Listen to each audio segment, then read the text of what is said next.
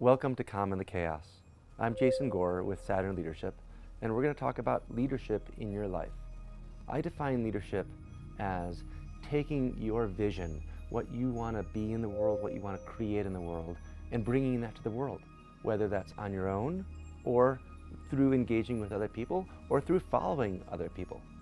I had the luxury of having dinner with Nicole Stott, an astronaut, the other day, and I asked her what was her greatest lesson learned through her training for the International Space Station. And her answer was really surprising because I was really focused on leadership. And her answer was followership. That she talked about a time that in her training she was brought to the Utah desert and given very little to survive. Of course they had, some structure around them to make sure they did, and what she said is, we were all really smart people, but that the biggest lesson learned for her was when someone was doing something good enough and just to follow them rather than try to go for that 100%. And so much of what we do in service of the world, we often do alone. And what's even more inspiring is if we could do that in community. If we could organize ourselves, get really clear about what it is that we want to accomplish, and find a community of people to do that together. And that, to me, is real leadership, because when we have big missions in the world, we can't do them alone. We need others. We need people that hopefully will become dear friends to work together, to play together, to create together, and to enjoy our own individual expressions, combining kind of like threads in a rope, and that rope becoming strong together. And so that's what we're going to be focusing on, is connecting to your own vision, making that happen, and inviting other people into that in whatever capacity. The first step, really, even if you know what your mission already is to talk about it. I've been astounded at how just the simple practice of sharing what you're up to, what you're really up to, not what episode of X, Y, and Z did you watch last night, but what project or what population or what thing do you want to bring into the world? And that thing might just be personal well-being. At the end of the day, I think that's what we're all here for. And when we're living our life in alignment with our mission, we're actually evolving ourselves. And that's what the ultimate game is.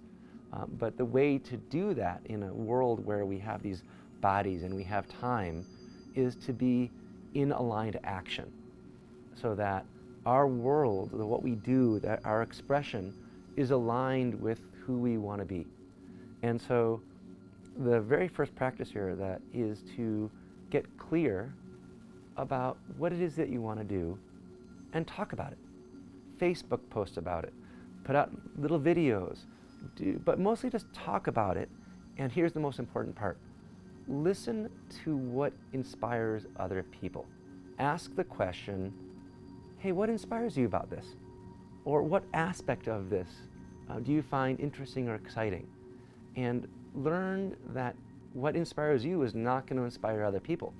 And when you really go into this practice, not only is it an opportunity for connection, real intimacy, because we're talking about something that's kind of dear to your heart, but there's also an opportunity to find what parts of this project are inspiring to other people, and what words, what expression, where you're coming from, what's your transmission that really impacts other people. So once you start to get clear on what it is that you want to do in this period of time and what you want to create, we want to set up some structures. It's really hard, especially if you're working alone, to stay motivated, to stay accountable. And we want to get really clear about what you're holding yourself accountable to, both in your daily practices and in kind of the bigger what's up, what's next, what are the next things you want to accomplish. And whatever you do, whatever that list is, I would encourage you to have a list, and I would encourage you to have an accountability partner. Someone that says, hey, did you do that thing today?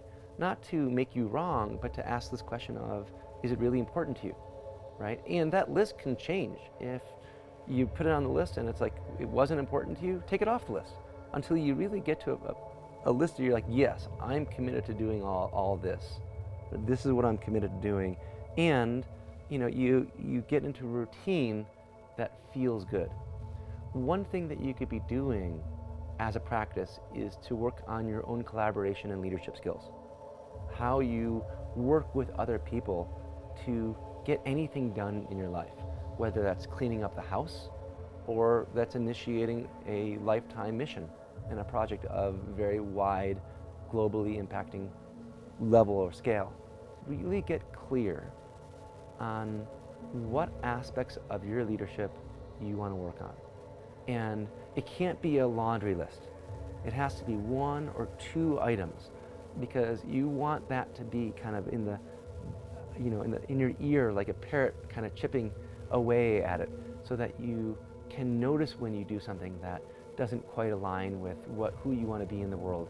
One thing that you could do to bring your work in the world, whatever it is that you are inspired to do in the world in a more effective way, is to, as we move through life, whether it's on a project or just in our daily activities, we will end up having tension with people, right? That's how it is.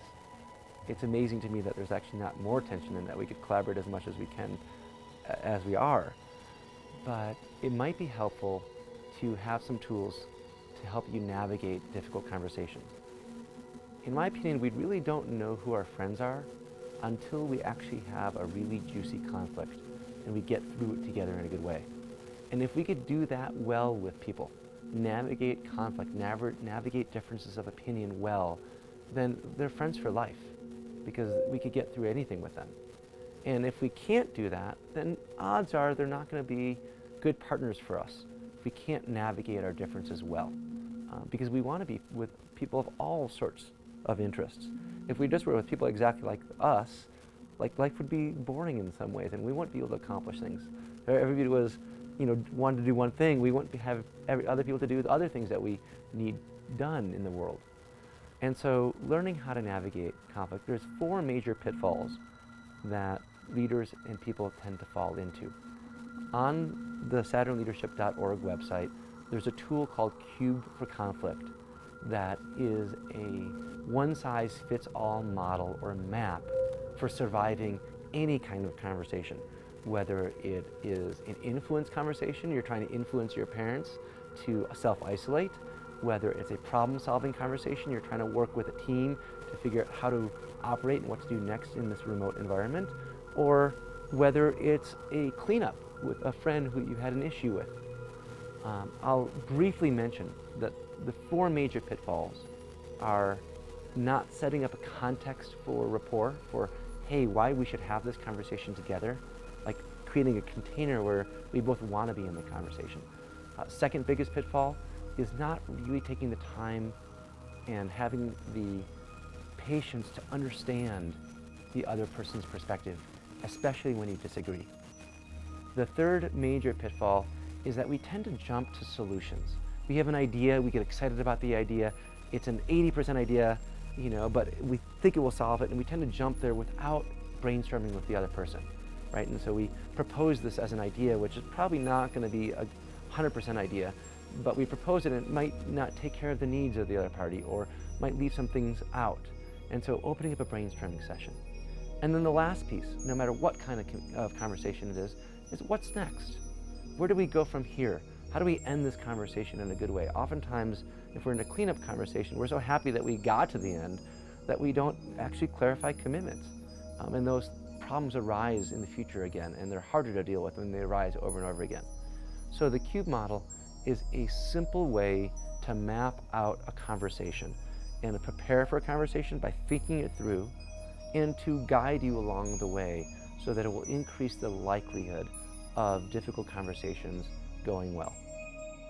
The mission of Saturn Leadership is to build the next generation of leaders so that our kids have clean water to drink and a world in which they could thrive.